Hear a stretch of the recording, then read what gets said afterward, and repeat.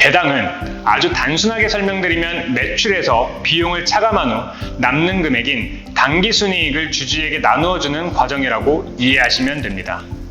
안녕하세요. 에이마이 강사 김세현 세무사입니다. 오늘은 법인 자금을 효율적으로 가져갈 수 있는 배당에 대해 학습하도록 하겠습니다. 특히 요즘 고금리 상황에 법인 대표님들이 법인의 개인 채무를 갚기 위해 법인 자금 인출에 대한 니즈가 매우 높기 때문에 이번 시간을 통해 배당에 대한 이해도를 높이도록 하겠습니다. 법인의 배당은 단순해 보이지만 알아보면 알아볼수록 복잡한 구조도 존재합니다. 다만 우리는 어디까지나 대표님의 눈높이에 맞는 내용을 전달하는 것이 중요하기 때문에 실질 상담 경험을 바탕으로 현장에서 써먹을 수 있는 내용을 위주로 진행을 하도록 하겠습니다. 매우 중요한 부분입니다. 이론적으로 타당하지만 본인에게 필요하지 않다고 느끼는 순간 아무리 좋은 컨셉이나 컨설팅도 계약과 연결이 어려워지는데요. 화면을 보시면 배당이 필요한 법인 대표님 유형이 정리되어 있습니다. 첫째, 생활비의 급여가 낮은 대표의 경우 실제 들어가는 생활비와 급여만큼 갭이 발생하는데 이러한 상황이 오래 지속되면 장기적으로 밸런스가 무너져 가지급금 등이 증가할 수 있습니다. 이러한 경우 적절한 배당을 통해 밸런스를 맞출 수 있습니다. 둘째, 가지급금이 많은 곳의 경우 세무조사 등의 위험이 있기 때문에 빨리 상환을 해야 하는데 결국 법인 자금을 활용해야 상환하여야 합니다. 그럴 경우 일부는 배당을 통해 낮은 소득세를 납부하면서 가지급금 상환 플랜이 가능합니다. 셋째, 이익이 많아져서 일주당 가치가 계속 올라가는 경우 이에 비례하여 상속세, 증여세가 급등하기 때문에 적절한 배당 전략을 통해 법인 자금을 외부 주주에게 지급하게 되면 일주당 가치 상승을 억제할 수 있습니다.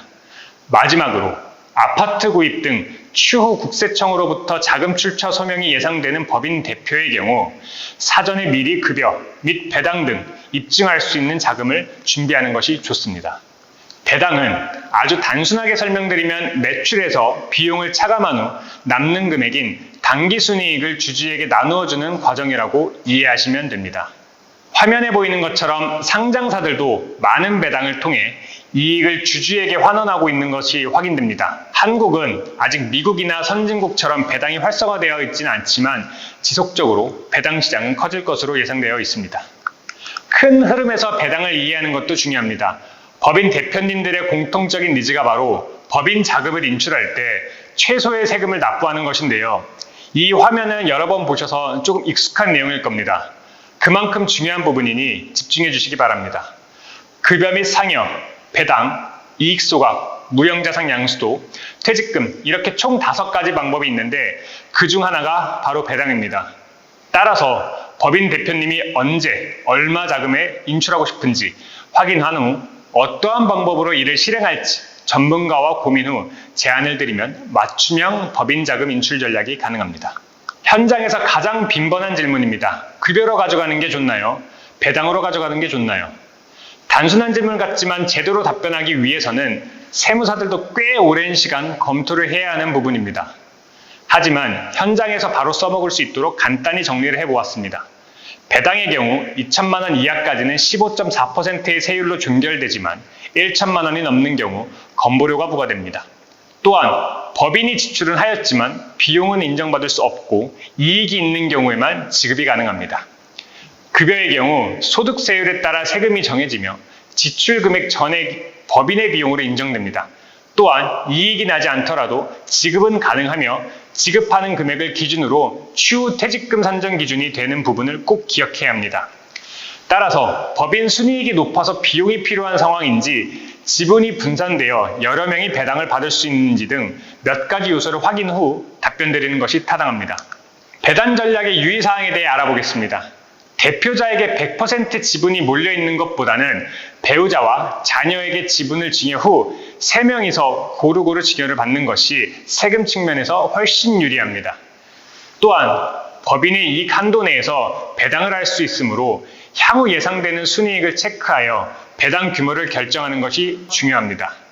그리고 갑자기 개인적으로 법인 자금을 급하게 인출해야 하는 경우가 발생한다면 중간 배당을 통해 탄력적으로 배당 플랜을 구축할 수 있습니다.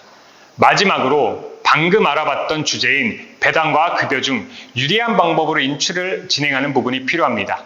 예를 들어 퇴직이 얼마 남지 않은 경우 가급적 급여를 올려 퇴직금 총액을 늘리는 것이 유리할 수 있습니다. 이러한 상황을 먼저 확인한 후 제안을 드리는 것이 중요합니다. 실제 사례를 한번 보도록 하겠습니다. 만약 법인 대표 혼자서 배당을 1억을 받는 경우에는 약 3,380만 원의 소득세가 발생을 하지만 자녀 및 손자 그리고 배우자들에게 지분을 증여한 후에 배당을 각 2천만 원씩 진행하는 경우에는 1,540만 원의 소득세가 발생합니다. 약 1,840만 원의 절세가 이루어집니다. 중요한 것은 매년 절세가 되는 부분이기 때문에 5년만 절세를 하여도 약 1억 원에 가까운 세금을 아낄 수 있어 지분 증여에 따른 증여세를 상쇄시킬 수 있습니다. 중요한 부분인데요. 배당 금액에 따른 이슈가 조금 있습니다. 간단히 알아보겠습니다. 배당 소득이 1,000만 원을 넘게 되면 건강보험료 부과 대상이 됩니다. 과거에는 2천만 원이 넘어야 대상이 되었는데 개정되어 건보료 부담이 올라가게 되어 있습니다. 그리고 배당 소득이 2천만 원 이하인 경우에는 15.4%로 세금이 종결되고 2천만 원을 초과하게 되면 타소득과 합산되어 종합소득 합산과세로 계산되기 때문에 타소득 금액을 반드시 체크해야 됩니다. 그리고 최근에는 배당이 336만 원을 초과하는 경우에도 건보료를 부과하는 방안이 논의되고 있기 때문에 앞으로 배당에 따른 건보료 부담이 증가할 것으로 예상됩니다. 더 늦기 전에 법인 자금을 빠르게 인출해야 하는 큰 명분이기도 합니다.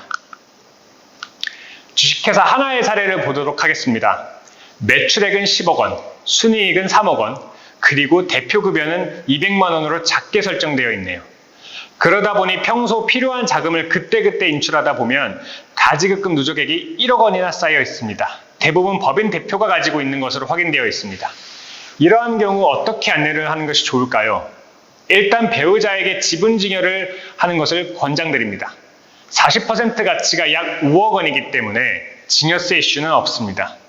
그리고 본인은 매년 2천만 원을 배당을 받아 가지급금 상환에 사용을 하고 배우자는 2천만 원의 배당을 받아 필요한 생활비에 사용하시면 됩니다. 그리고 현재의 급여로는 퇴직금이 쌓이기 어려운 구조이기 때문에 퇴직 플랜이 필요할 것으로 보입니다. 마지막으로 자녀의 지분이 낮으므로 지속적으로 자녀 지분 증가를 통한 미래 상속세 및 증여세를 낮출 수 있도록 준비를 한다면 현재보다 훨씬 세금 및 가지급금 리스크를 낮출 수 있습니다. 오늘은 법인 배당과 관련하여 현장에서 팀장님들이 써먹으실 수 있는 여러 가지 팁들과 실제 사례를 검토하는 시간을 가져보았습니다. 배당이란 파트를 짧은 시간에 정복하기는 쉽지 않겠지만 반복해서 듣다 보면 어느 순간 유레카를 외치는 시기가 올 거라 확신합니다. 수고 많으셨습니다.